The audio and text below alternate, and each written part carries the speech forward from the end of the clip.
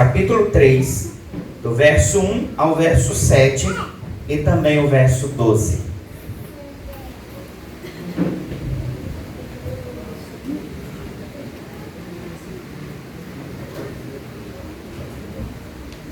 Todos encontraram? Amém. Se alguém não encontrou, diga misericórdia. Amém.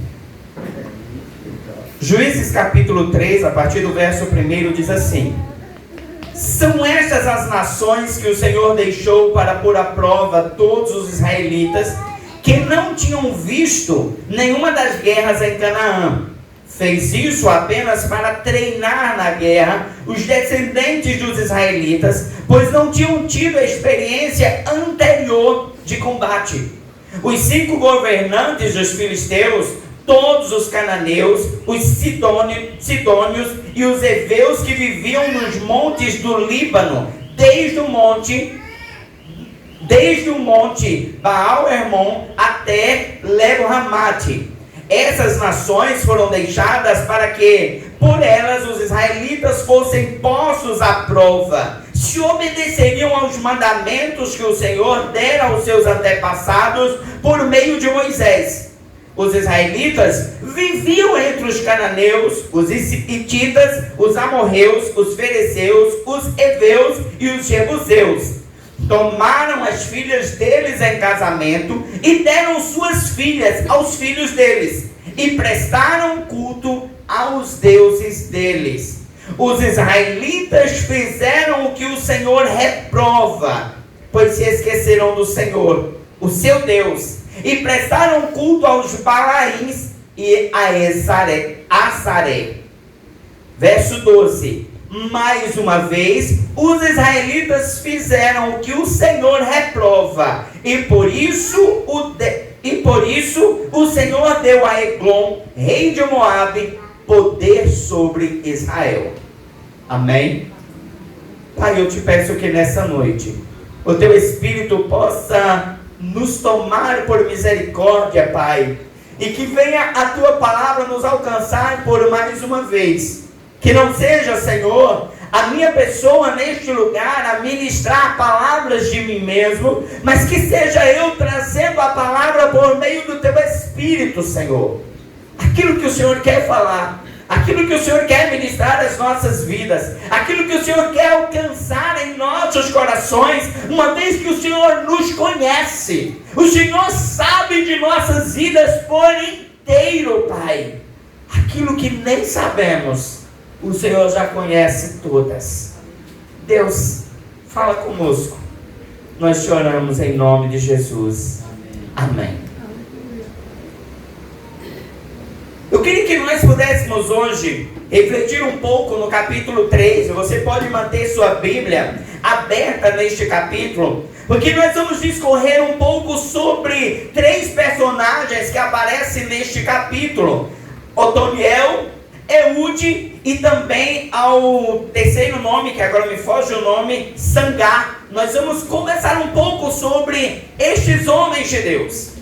Nós vimos no início deste mês de setembro, iniciado uma sequência de estudos, de palavras, de ministrações, em que nós paramos para refletir sobre personalidades bíblicas que nos trouxeram lições. Sejam lições negativas, sejam lições positivas, mas todas elas nos levando a observar o que o Senhor, Ele espera de cada um de nós.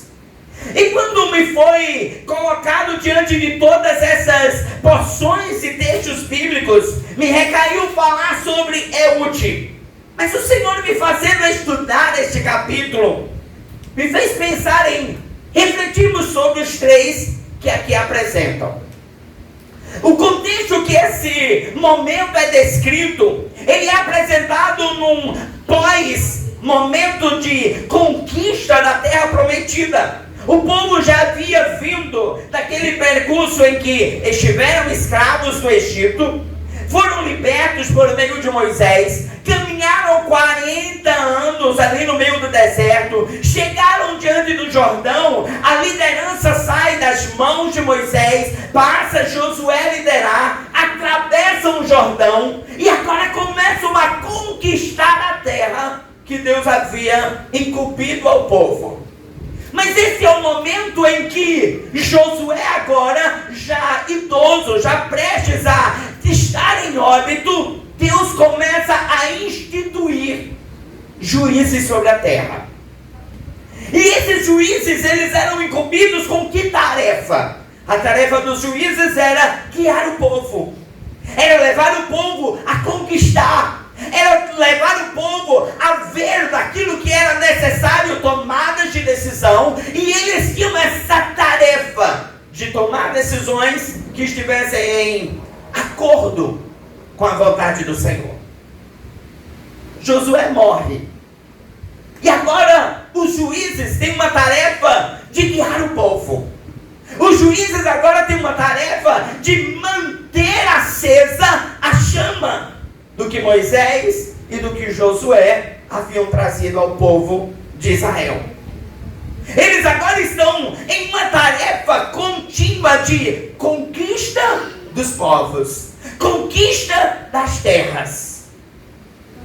Mas quando nós olhamos para o capítulo 3, o autor do livro, ele deixa claro o que Deus providencialmente permite que se ocorra. Deus, ele não entrega toda a terra ao povo de Israel. Deus diz: eu vou manter alguns povos. Eles precisam ser treinados, eles precisam ser capacitados, tanto na arte de guerrear, na arte de conquistar terras, como também na condição de proteger as suas terras. Mas como eles poderiam fazer isso? Esse é um tempo, irmãos, em que isso trata-se agora de uma geração nova. Essa geração que aqui está sendo apresentada no tempo em que esses juízes são instituídos, já não é mais aquela geração que saiu, que entrou na terra prometida junto a Josué.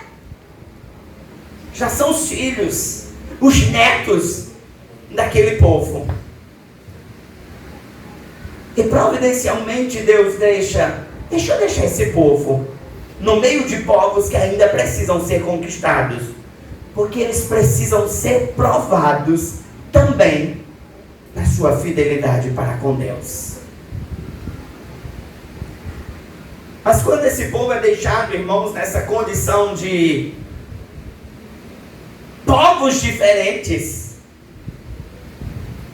esses jovens, essa nova geração, agora começa a se comportar de uma maneira em que desagrada o Senhor.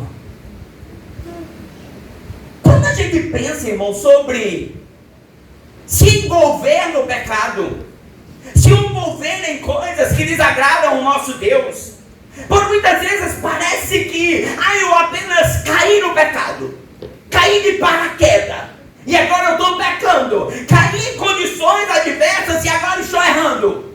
Não. Começa de um pouco a mais um pouco, a de repente eu estar envolvido pelos erros. Capítulo 3, verso 5. Veja o que diz aqui, ó. Os israelitas viviam entre os cananeus, hititas, amorreus, ferezeus, heveus e jebuseus. Veja que a primeira coisa que o autor ele comenta é que esse povo de Israel, esse povo que estava no Egito, caminhou no deserto, atravessou o Jordão, entrou na terra prometida, conquistou povos. Deus agora diz, olha, esse povo ele está entre povos distintos, povos de costumes diferentes, povos que tinham seus deuses, sua cultura, seu comportamento, povos que tinham uma realidade que diferia da realidade do povo de Deus. E por que diferia, irmãos? Porque o povo de Deus não foi constituído para ser igual aos demais povos.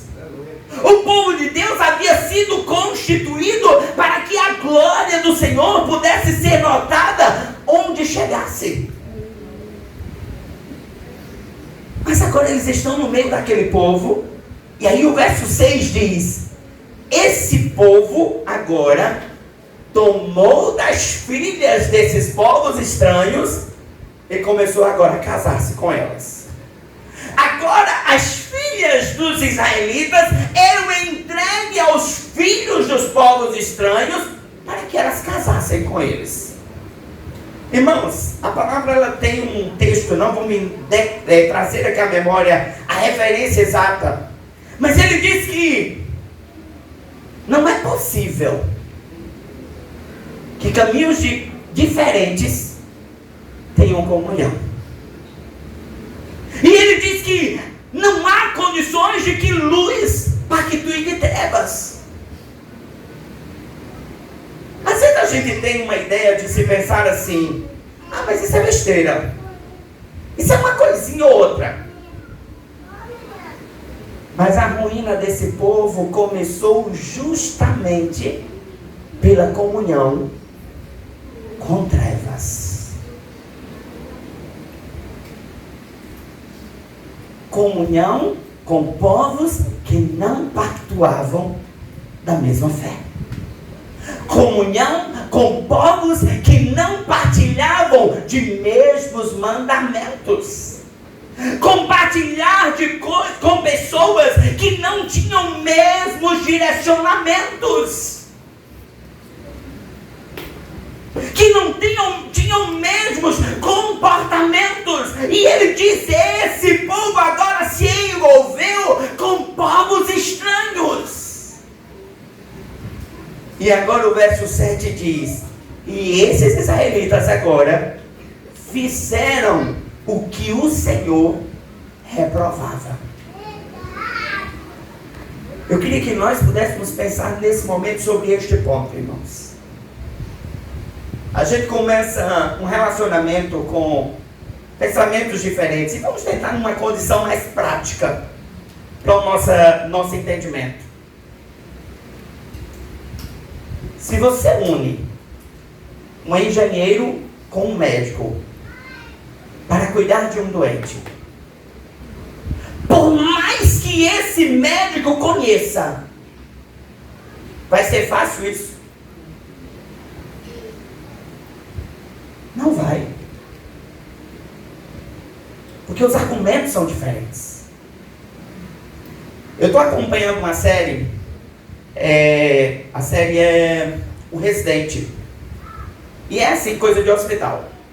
E é engraçado como você começa a observar o comportamento daqueles médicos, todos formados em medicina, mas um aperfeiçoado na ortopedia, outro na cardiologia, outro na neurologia, e um não invade a área do outro. Porque aquele que estudou neurologia, ele se empenhou em conhecer melhor das condições neurológicas. O que é cardiologista, ele procurou a se aprofundar nas condições do coração. O que está aqui acontecendo, irmãos, é que esse povo começou a se envolver com povos que não pactuavam de mesma fé. E agora esse povo começa a desagradar a Deus. O pecado na nossa vida, ele não adentra de uma hora para outra. É a abertura de uma porta, a abertura de uma segunda porta. De repente você está na casa dele. De repente você está partilhando das coisas dele. Mas começa com pequeno. Mas é besteira. De repente você está igual. De repente você está fazendo as mesmas coisas que eles.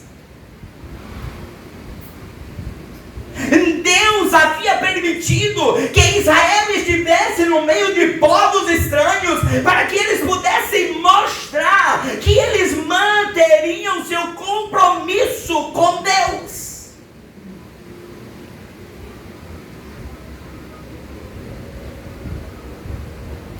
Mas aqueles jovens, aquela geração nova, havia se dispersado do comprometimento com o Senhor. Mas o que é extraordinário em Deus, irmãos? E eu começando a ler e a estudar, eu li e reli esse texto inúmeras vezes. Deus, apesar do pecado do povo, apesar de toda a condição depravada desta nação, Deus permite a aflição para que esse povo volte-se para Ele. E eu começava a pensar, se eu fosse Deus, irmãos, nós não somos capazes de sermos misericordiosos como Deus o é. Porque agora Deus, Ele permite que esse povo ele seja tomado por uma outra nação para que eles pudessem ser afligidos. Deus, Ele permite que agora esse outro povo tome ao povo de Israel, para que eles pudessem ser afligidos. No primeiro momento, Deus permite que Cusã-Risataim, rei da Mesopotâmia, governe agora sobre o povo de Israel. E agora esse povo é oprimido. E agora esse povo está ali, sendo afligido. Irmãos, sabe o que isso me leva a entender, irmãos? Que à medida em que eu estou me permitindo ir pelo pecado, Deus permite que a própria condição de pecado aflija. Deus permite que o próprio povo, a quem eu tomei por aliança, a quem eu tomei por relacionamento, esse mesmo tome poder agora sobre a minha vida.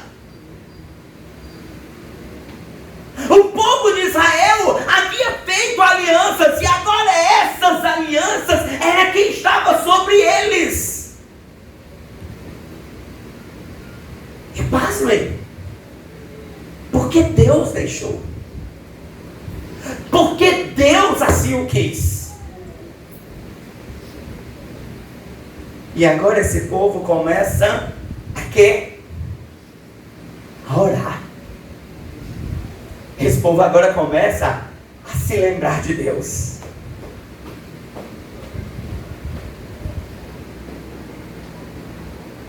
Esse povo começa agora a buscar o Senhor.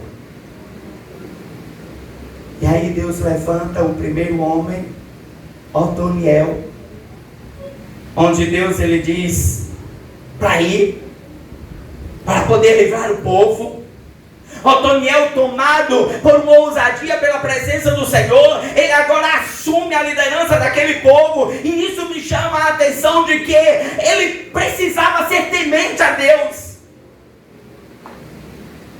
Ele era um daqueles que não havia feito aliança, os poucos, o remanescente. E agora esse remanescente toma a frente do povo e guia o povo. O povo é livre. O povo agora vive um período de paz. 40 anos. Otoniel morre.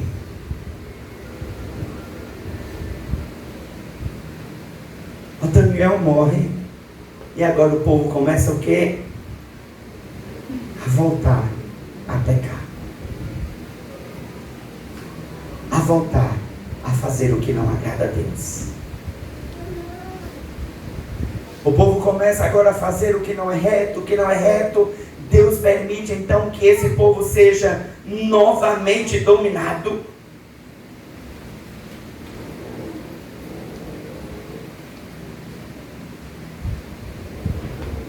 E quando esse povo é dominado, agora por Eglon, rei de Moabe, Deus agora vê o povo novamente o quê? O que o povo está fazendo, irmãos? Orando de novo. Aleluia, Jesus. E aqui vem a minha segunda pergunta. E se eu fosse Deus? Deus deu a primeira chance. Deus livrou o povo por meio de Otoniel. Só foi Otoniel morrer, o povo começou a pecar de novo. Deus permite que Eglon tome agora a liderança desse povo, afligindo esse povo. Aí esse povo vai e volta de novo. Senhor, ajuda-nos.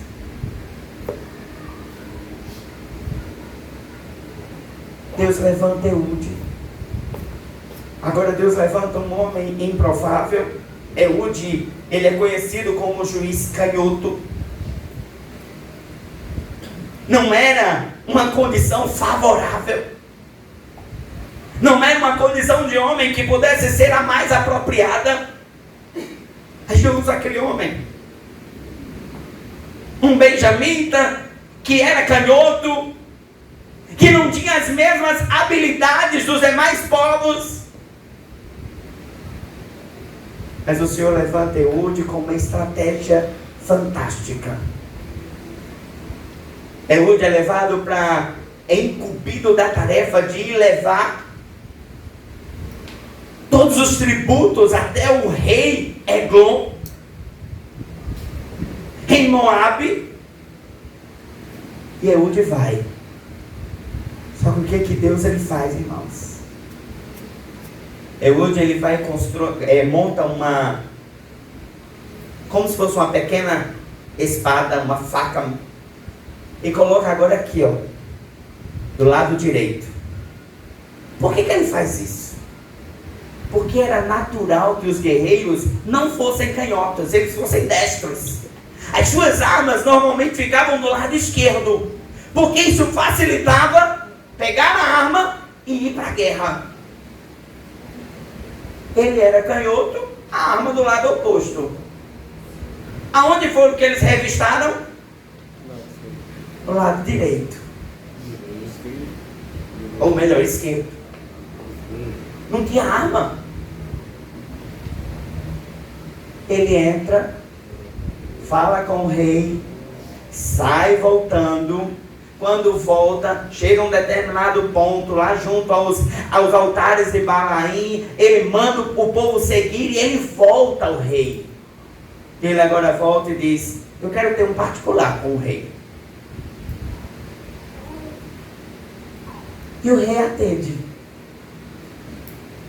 Quando Eude entra, fica sozinho com o rei, a palavra diz que o rei ele era de um porte um tanto avantajado, bem gordinho. Eude agora mata aquele rei, fecha a porta e vai embora. Deus pegou um improvável, irmãos. Ele não pegou um soldado, um juiz, que tivesse a probabilidade de ser pego. Ele leva Eude. Eude volta. E agora o povo entra em guerra. E Deus faz com que eles vençam. Aí a palavra do Senhor diz que depois de tudo isso, eles agora tiveram mais um período de paz. Eude morre. Dom doce a quem adivinhar o que o povo fez. Voltou a pecar.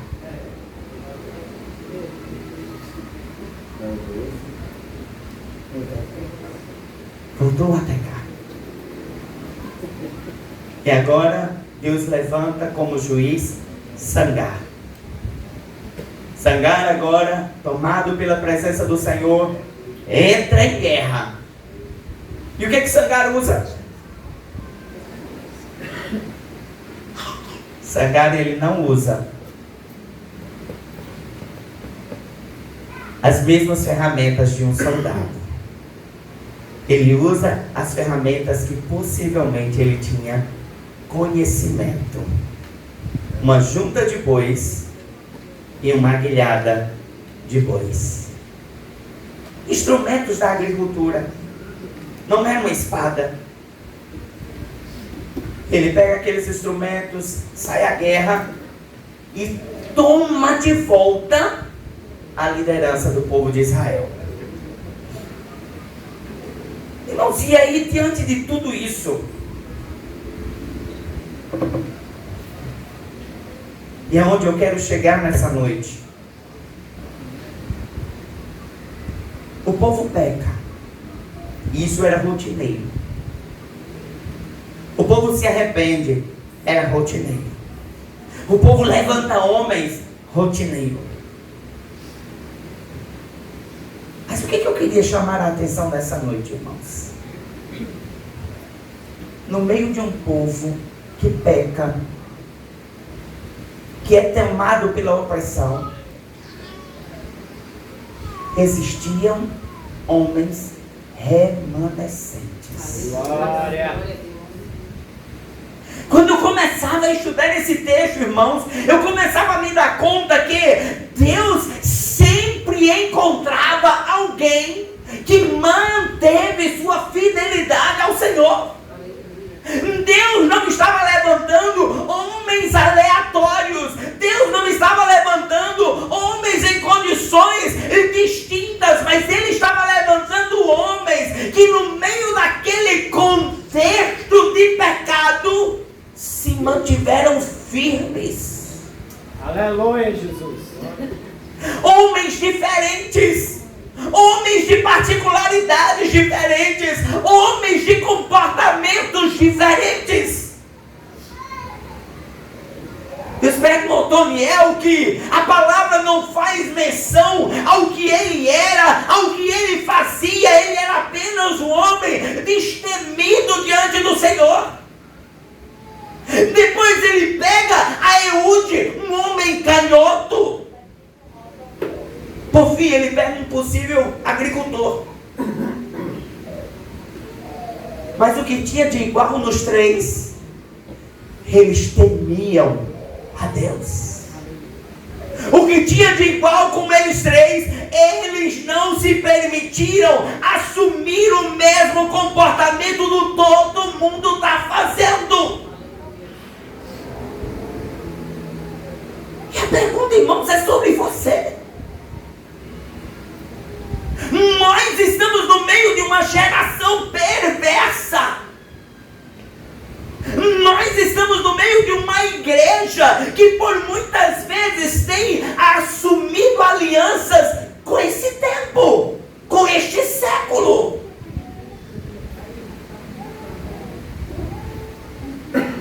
Irmãos, eu fico olhando certas coisas. É fantástico, irmãos. Nós sabemos que temos a liberdade de irmos a certos ambientes. Hoje você liga a TV, a igreja está lá. Hoje você vai para ambientes políticos, a igreja está lá. Você vai para o meio da economia, a igreja está lá. Mas como nós temos nos comportado?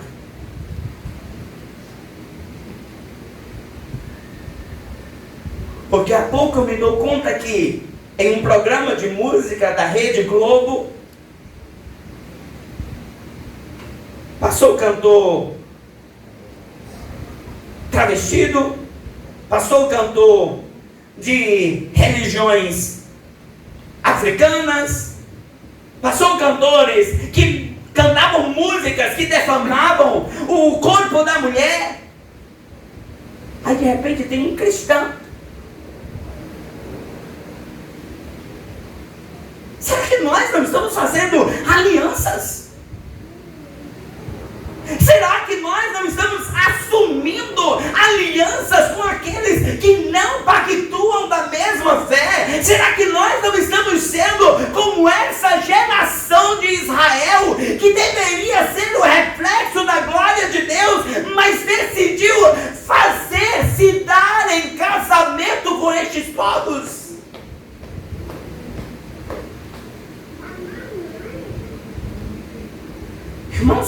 nosso comportamento nas nossas escolas?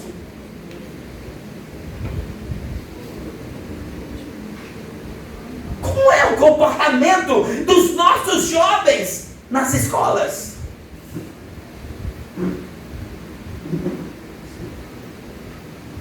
Porque, irmão, parece que se perdeu o temor. Parece que a realidade que esse povo estava vivendo era a realidade, similar à realidade que vivemos hoje. Eu estou em um ambiente escolar para ser referência da glória de Deus, mas eu decidi fazer alianças com aqueles que não são glorificação a Deus. E eu fico como todos ficam, e eu colo como todos colam, e eu sou um mau aluno como os outros são maus alunos, eu não estudo como os outros não estudam, sou igual.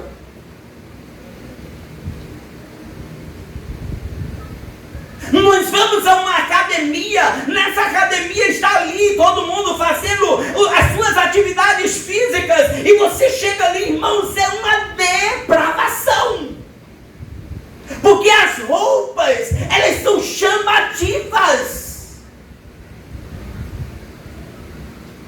Mas eu chego na academia, deixa eu fazer igual a todo mundo, eu vou vestir-me como todo mundo se veste. As cristãs que deveriam se comportar usando vestimentas que pudessem tornar-se um visual santo, não. Eu quero a roupa tão justa quanto a coleguinha que está ali malhando. Eu quero mostrar a minha barriga como aquela que está ali malhando. Porque eu quero aliança. Eu não quero ser diferente. Eu não quero ser alguém que glorifique a Deus. É alianças. Irmãos, como nós temos sido em nossa geração. O maior apelo que se me é feito na discussão do regimento novo da igreja é: quando vai liberar a calça? Satisfaça com o que você tem, meu irmão. Glorifica a Deus. Qual a necessidade? Não, mas é porque eu quero estar meio à vontade. Nós estamos querendo as mesmas coisas que estão em nossa volta. Mas quanto eu quero tratar isso aqui, ó. Quanto? E eu sei, irmãos, eu aqui não estou criticando o uso da calça, porque eu sou favorável. Eu estou falando sobre o que está movendo os nossos corações. Qual é a minha principal preocupação? Qual é?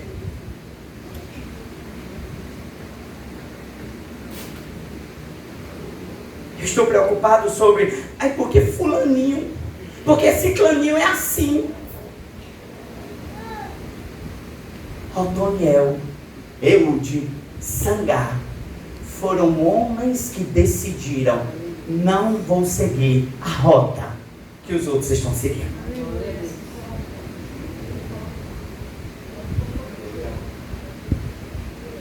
Não vou seguir.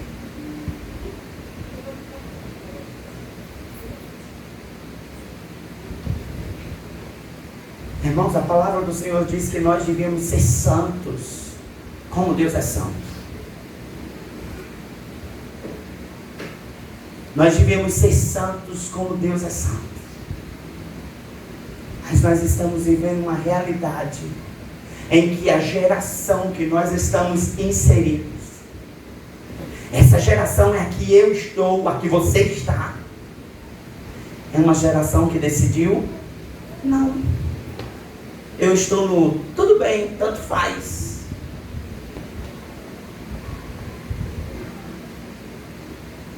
Todo mundo está fazendo.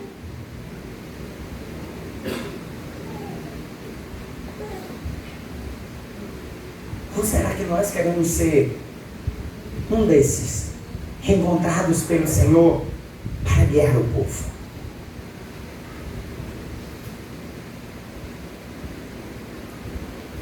O capítulo 3 de Juízes, ele nos faz referência a condições distintas. Há uma geração que se leva facilmente por aquilo que lhe é apresentado.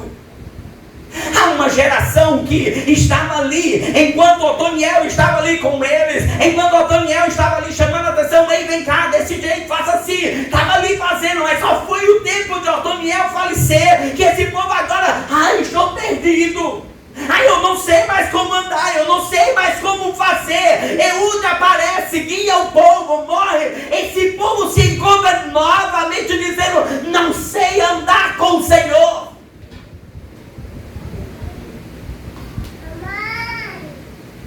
E nós estamos vivendo, irmãos, uma geração que está no mesmo jeito. Eu não sei mais ser cristão, porque fulaninho não está aqui. Quando o Senhor espera que você seja cristão no Senhor, temente ao Senhor no Senhor. Ame a Deus por causa de Deus. Sirva a Deus, não por causa de alguém, não por causa de um grupinho. Siga a Deus por causa da sua fome pela palavra do Senhor. Aleluia. Fome da palavra do Senhor. Mas o que isso me leva a refletir, irmãos, é que se nós estamos facilmente sendo levados a fugir da palavra, é porque eu não estou me alimentando da palavra.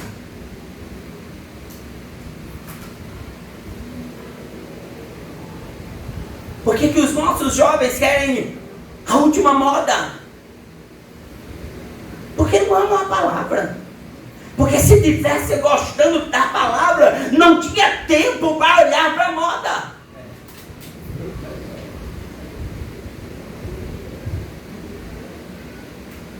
Mas precisa ser a roupa mais justa, precisa ser a roupa mais decotada, precisa ser a roupa mais curta.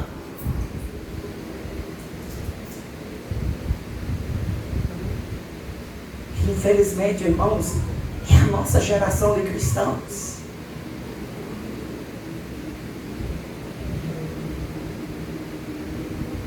Mulheres cristãs que deveriam prezar por um corpo santo, se vestindo como as lá de fora. Irmãos, de fato, eu não sou de defender essa ideia de que quanto mais mostra, é por isso que os homens atacam, é por isso que... Não, isso é um pecado. É um pecado. Se você estiver super bem vestida, se um homem quiser lhe atacar, ele vai lhe atacar.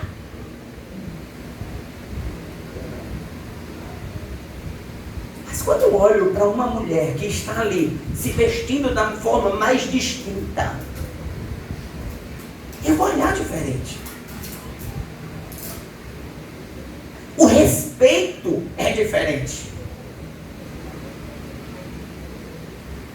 Se eu não me preocupo em estar mostrando tudo, qual respeito eu estou exigindo? Eu já estou mostrando.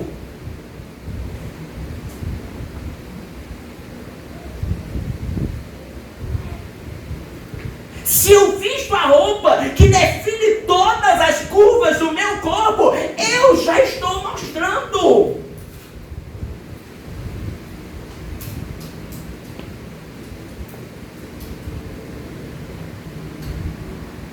Sabe como é o casamento? Como era o casamento judeu? Acho que ainda é assim.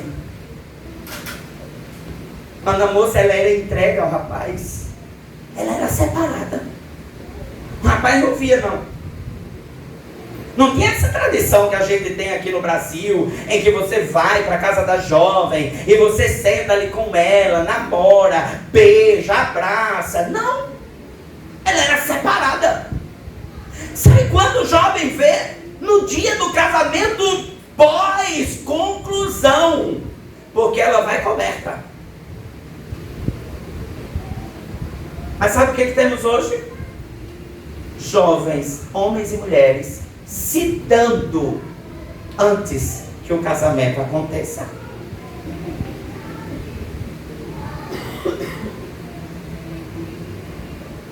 Não sei nem para que precisa mais do casamento, porque você já entregou tudo. É para ter um compromisso de papel?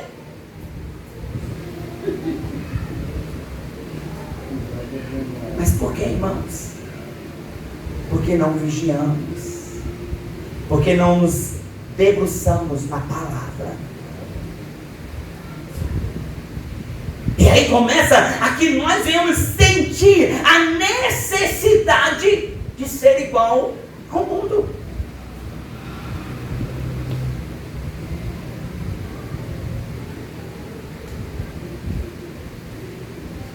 Se eu fujo, eu venço. E é isso que eu preciso fazer. Se aquele ambiente não me faz bem, eu saio. Se aquela realidade não me faz bem, eu saio. Porque eu preciso ansiar por ser Eude, por ser Sangar, por ser um Otoniel encontrado pelo Senhor. Encontrado pelo Senhor.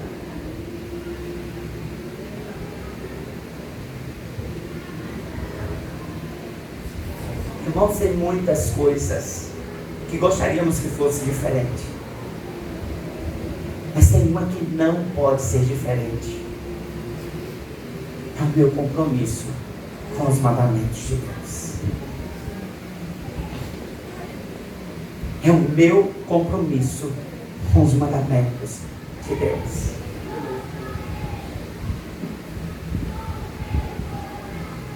E parece, irmãos, que a gente fala só de mulheres. Não.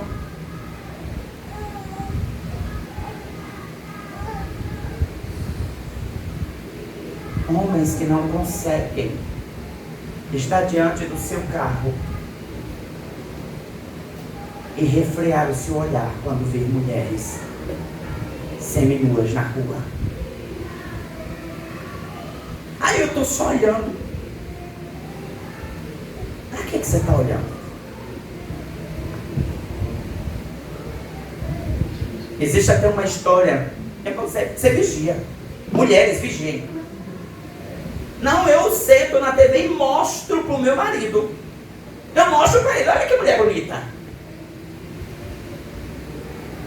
Irmão, você de repente está ali, ó, despertando o monstro que estava ali guardado no seu marido. Mas aí você está mostrando. Não é para ter ciúme não, tá, irmãos? Eu não estou falando aqui que ter ciúme, aquele ciúme doentio. Não. Eu estou falando de sua vigilância, do seu comportamento.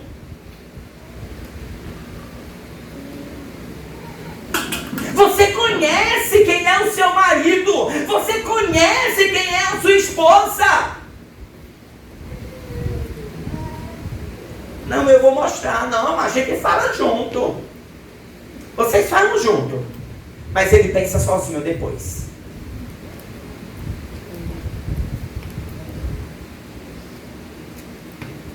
Irmã, de repente você não é aquele biotipo que você está mostrando. E aí de repente você está despertando o seu marido a pensar naquele biotipo. Aí porque meu marido é safado. Não, é você que não vigiou. E mostrou que não devia.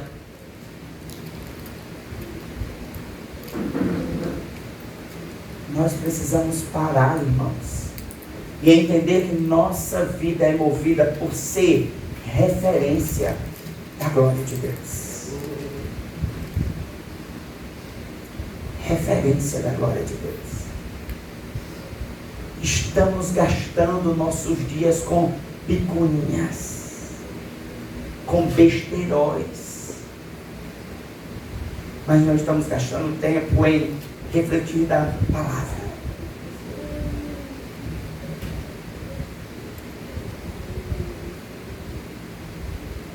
São liderados que não respeitam seus líderes.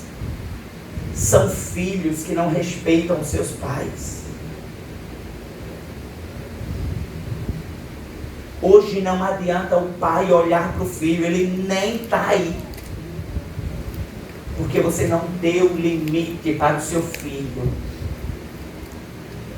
E começa ali pequenininho. Aí você acha tudo lindo. Hoje é uma mania de filmar. Filma tudo que o menino faz. Filme o que é certo. O que está errado, dá lapada. É sorte o seu filho. Sabe o que nos dá conta, irmãos? Tem um dos versículos anteriores que a palavra do livro de Juízes diz: surgiu uma geração que não conhecia a Deus. Se essa geração não conhecia a Deus, por que ela não conhecia, irmãos? Porque seus pais não contaram sobre Deus.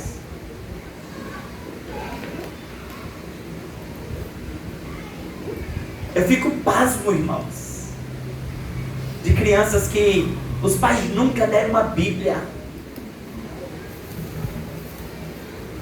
Adolescentes que não têm uma Bíblia. Irmão, se essa criança e esse jovem não tem uma Bíblia, eu digo sem medo de errar, você não lê a Bíblia com ele em casa. Você não medita na palavra com ele em casa. Você nem conversa sobre as coisas de Deus em casa.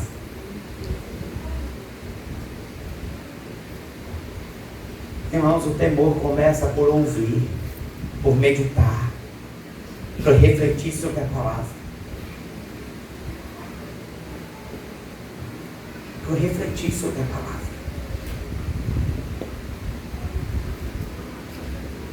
Você não vem para uma escola bíblica, você também não traz o seu filho para uma escola bíblica. Ele nem vai querer vir, porque você não vem.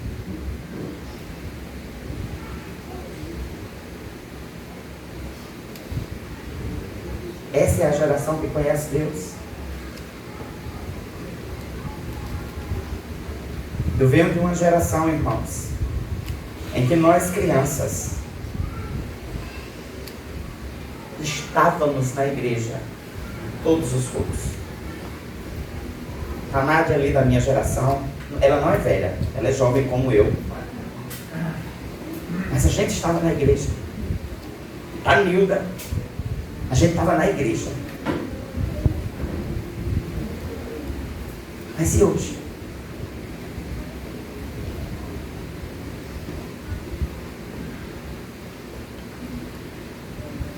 Quem deu a primeira Bíblia do seu filho?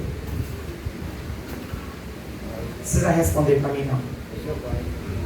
Mas quem deu?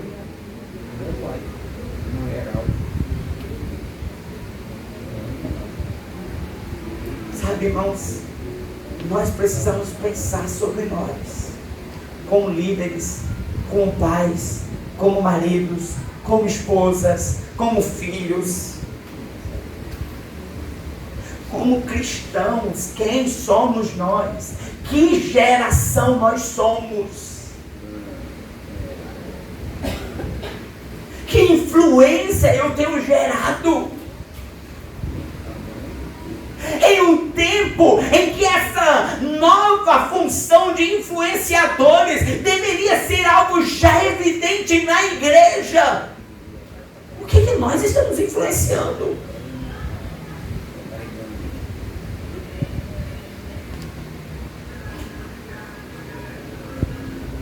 Irmãos, começa de você.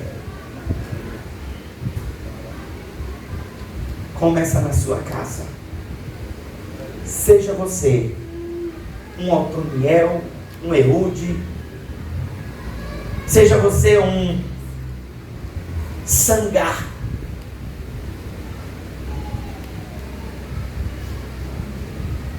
Se o Senhor fosse levantar alguém hoje para guiar o povo, será que Deus escolheria você?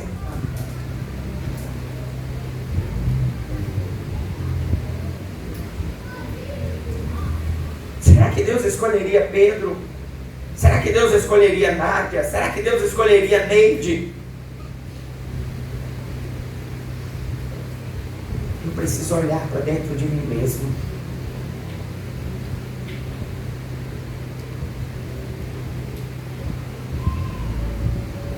Mas o que eu queria concluir nessa noite,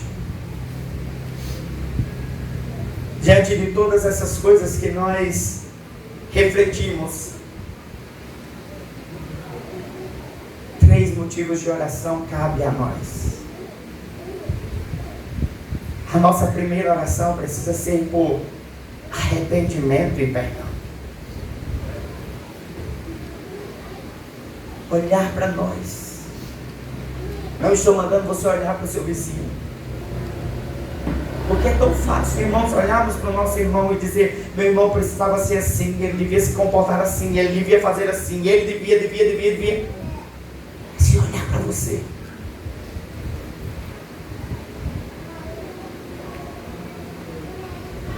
A primeira coisa, irmãos, para que eu possa me arrepender, eu preciso reconhecer que eu erro. Parar diante do Senhor e dizer: Senhor, me ajuda, me perdoa, porque eu não estou sendo cristão que o Senhor espera. Me perdoa porque eu não estou me comportando como o Senhor espera que eu me comporte.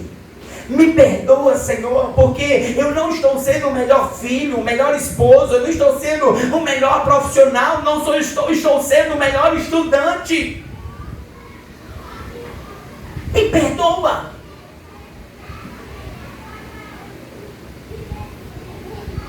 Me perdoa.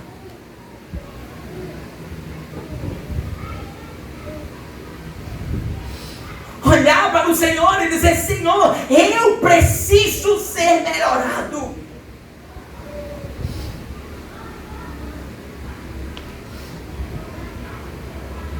Eu preciso aprender a amar, a cuidar.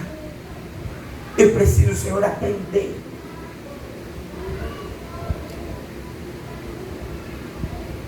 Segunda oração: ore por líderes justos e sábios.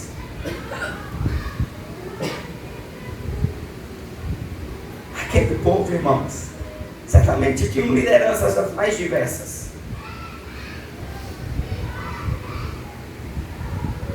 Mas que guiaram mal. Ore para que nessa geração Deus levante homens e mulheres que tenham compromisso com a palavra. Pais, mães que tenham interesse por enxertar a palavra do Senhor nos seus filhos. Jovens que amem a palavra do Senhor.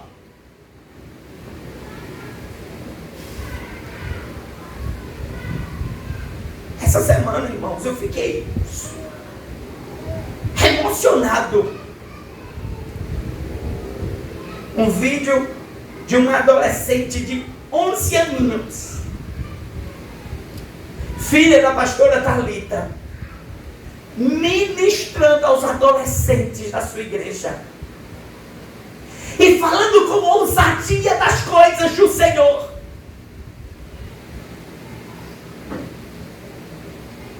Ou se a gente falar para um jovem: tem uma oportunidade, se tiver pronto, sai. De medo, de pavor. Ai, eu não sei orar, eu não sei ler a Bíblia.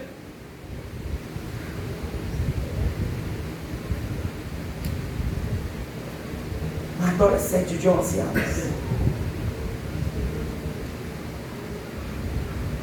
Certamente ela teve uma boa líder. Certamente ela teve bons pais. Orem para que Deus me use em uma geração jaz no maligno.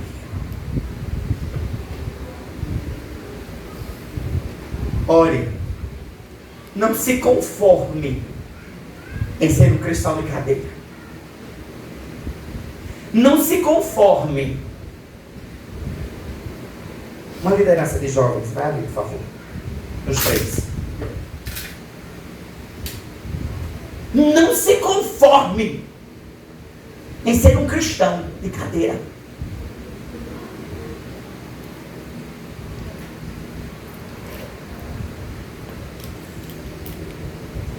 Onde você está aceitando, simplesmente está ali. Alguém faz, alguém cuida, alguém lidera, alguém ensina, alguém, mas eu não sei. Queira ser usado nas mãos de Deus. Para ser usado, você não precisa estar aqui não, pregando não. Você pode ser usado na intercessão, na visita, no cuidado, no amor, na contribuição. Mas queira ser usado para mudar a realidade dessa geração.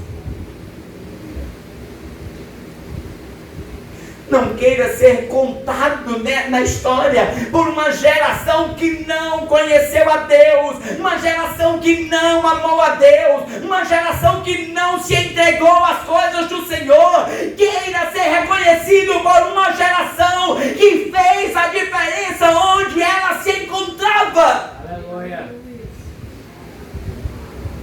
Queira ser visto como alguém que foi notado não pelas roupas que vestia, pela forma que falava, mas pela presença gloriosa do Senhor. Jovens cheios do Espírito, mulheres cheias de ousadia, homens bravos na obra de Deus. Queira ser este. Queira ser um destes homens que foram encontrados no meio de uma podridão, sendo limpos, puros, santos.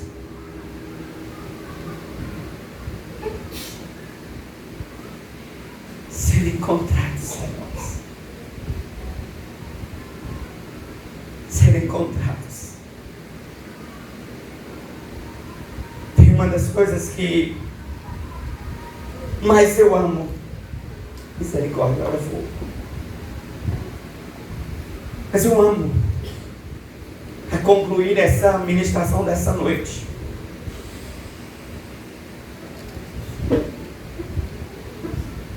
Quando José Hilda contava o testemunho sobre Larissa. E foi o que ficou, irmãos. Foi a doença, não foi o milagre. Quando José fala da sua preocupação com Larissa, a doença terrível, e aí Larissa faz: mãe, se eu morrer, eu sei para onde eu vou. Irmãos, como eu gostaria de ver tantos outros jovens, homens, mulheres, que amem estar na presença do Senhor, que não está preocupado com este século, que não está preocupado com as coisas desse tempo, que não está preocupado com as conquistas daqui, mas a sua preocupação é conquistar o lugar do céu. Se morrer hoje, glória a Deus, vou para a glória. Mas será que estamos prontos para isso? Será que estamos prontos para isso, irmãos? Irmãos, não estamos prontos para isso. A grande maioria não está pronta para isso. Porque nós não aprendemos a viver o céu aqui.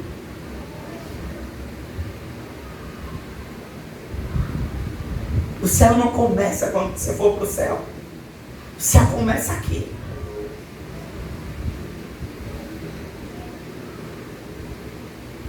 Os anjos cantam diante do Senhor: santo, santo, santo, porque eles reconhecem a santidade do Senhor. Mas nós não estamos declarando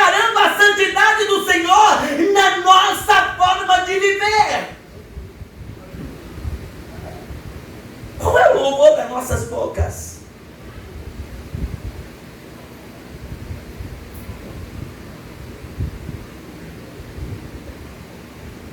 Qual é o louvor de nossas bocas?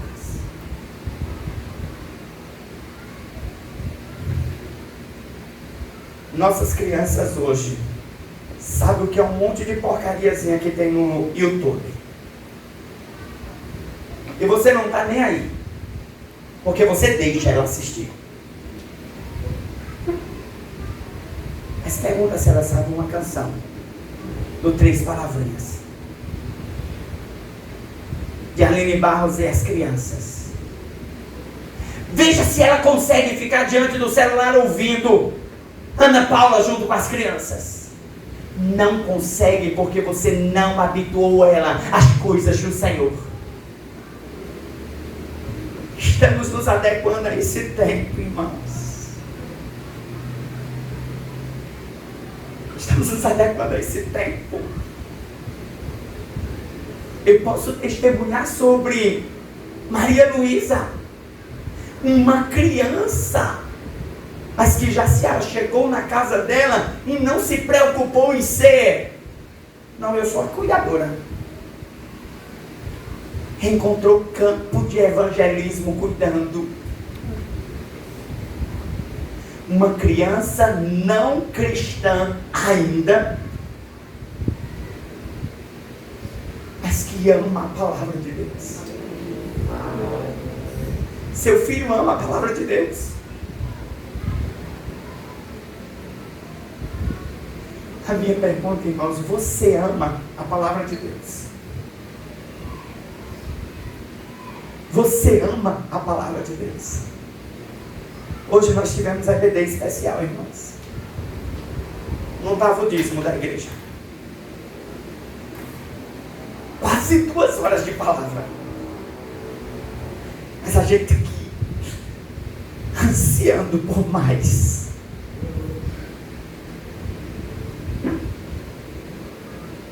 Eu preciso amar as Escrituras. E eu só amo as Escrituras comendo as Escrituras. Eu só amo as Escrituras tendo devocional diário. Eu só amo as Escrituras se eu escuto canções que falam do Senhor. Eu só amo as Escrituras se eu me dedico a ler livros que falam do Senhor. Eu só amo as Escrituras se eu busco conhecer mais as Escrituras. Quanto tempo você gasta no teu celular assistindo réus e mais réus?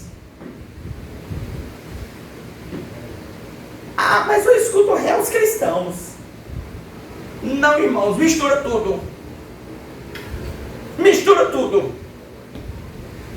Aparece lá Thalita Pereira pregando, o réu seguinte é uma piada.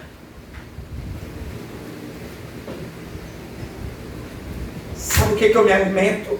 Se eu me agarro a isso aqui, que não tem distração. Eu não vou encontrar uma piada no meio do caminho. Eu não vou encontrar uma modinha no tempo desse tempo no caminho. Eu vou encontrar as Escrituras do Senhor.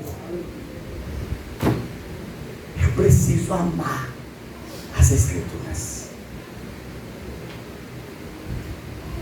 Mas começa de mim.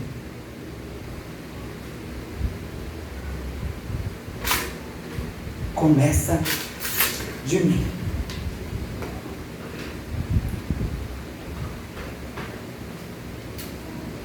Começa de mim.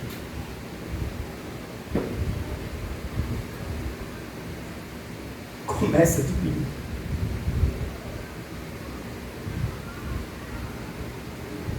Olhar para o Senhor e colocar diante do Senhor quem sou eu.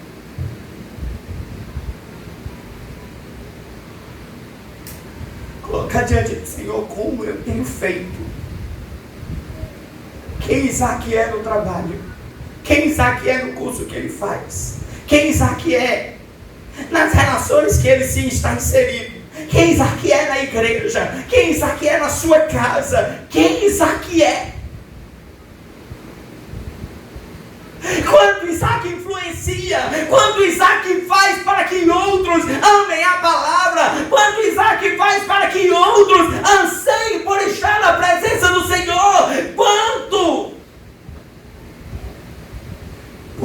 adianta eu olhar para Igor, não adianta eu olhar para Beatriz, não adianta eu olhar para Joseilda e dizer o que eles fazem.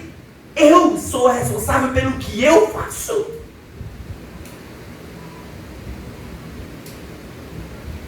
Deus incumbiu Antoniel e Isaac para liderar essa igreja.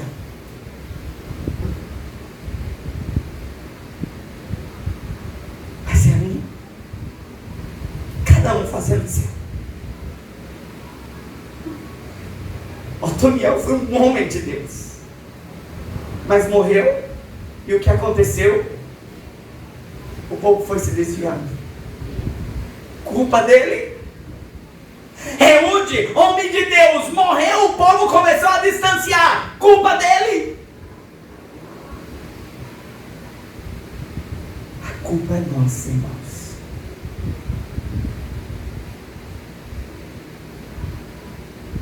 Um fato que eu não conhecia, que foi nos apresentado hoje. Parte da África e o Brasil é quem sustenta uma igreja viva nesse planeta. É de onde surgem a gama maior de missionários. Mas se não tivermos cuidado, vamos também perder isso.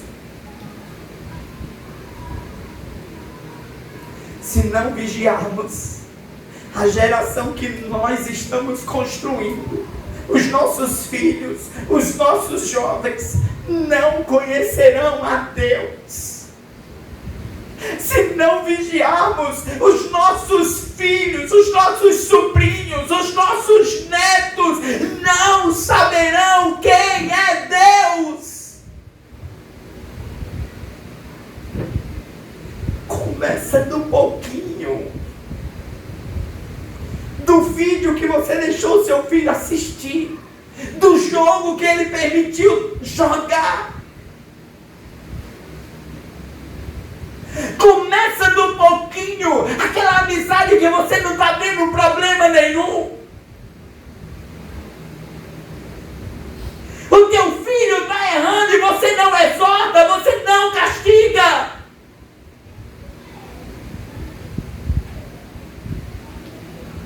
Eu venho da geração que bastava olhar do meu pai, a gente já tremia, porque o olhar era exato, podia se preparar para surra em casa. Não é nessa historinha de hoje, vou chegar em casa, vou te pegar, aí chega em casa, já esqueceu, era certo.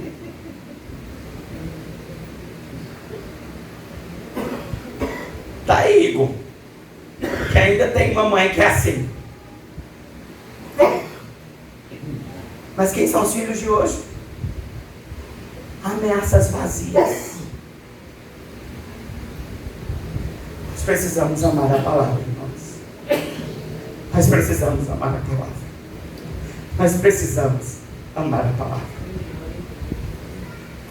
Eu queria que você pudesse ficar de pé.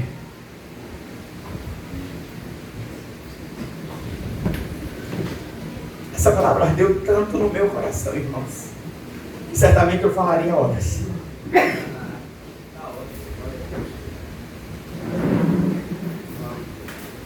Porque a primeira coisa que ela foi contra esse coração.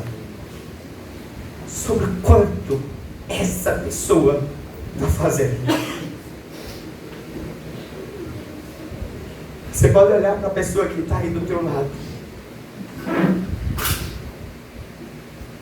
e reconhecer que cabe em você a responsabilidade de influenciar ele a amar Cristo.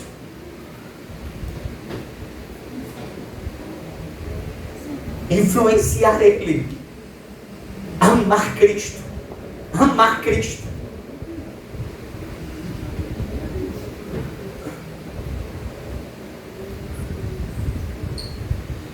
Irmãos, como a gente está falho nos caminhos do Senhor. Como nós estamos distantes de sermos os homens de Deus que o Senhor espera.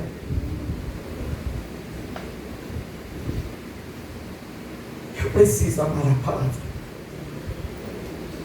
Eu preciso amar a palavra.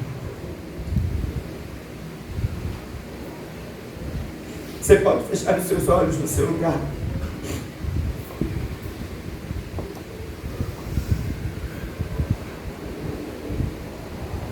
Eu queria que você pudesse orar ao Senhor,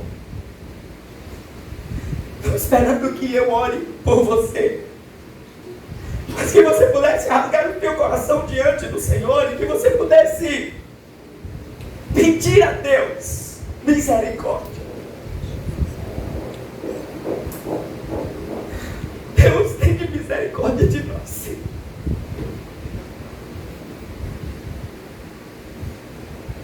Tem misericórdia de nossas vidas, Senhor. Tem misericórdia de nós.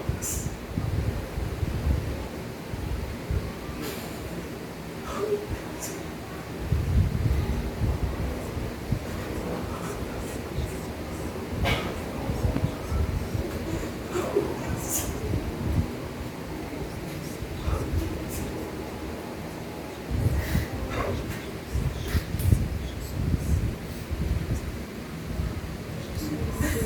Oh, Deus Santo. Deus, tu nos conhece, oh Deus. Leva-nos de volta, Senhor. Leva-nos de volta ao tempo em que o Senhor nos encontrou. Leva-nos de volta, Senhor, ao dia em que nós fomos impactados pela Tua palavra. Leva-nos de volta, Senhor, ao dia do Teu encontro conosco.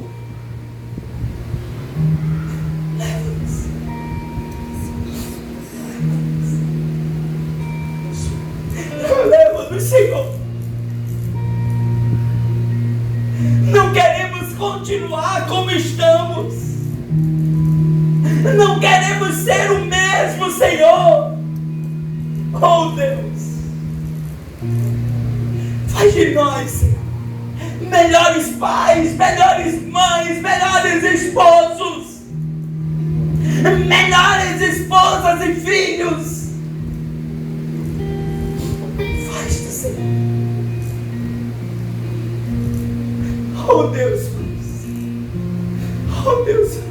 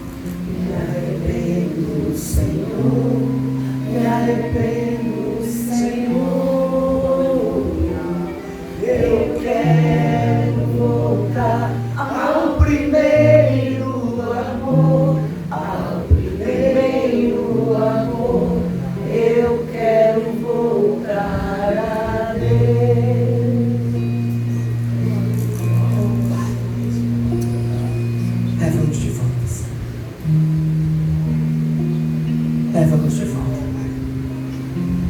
Perdoa-nos, Senhor. Perdoa-nos, Senhor, por não termos amado a Tua palavra. Perdoa-nos, Senhor, por não termos gastado tempo, gastado as nossas vidas falando de Teu amor, Perdoa-nos, Senhor, por não termos sido testemunhas fiéis de Ti. Perdoa-nos, Senhor. Perdoa-nos. Perdoa-nos. Perdoa-nos, Senhor. Aleluia. Glória a Jesus. Louvado. Vamos.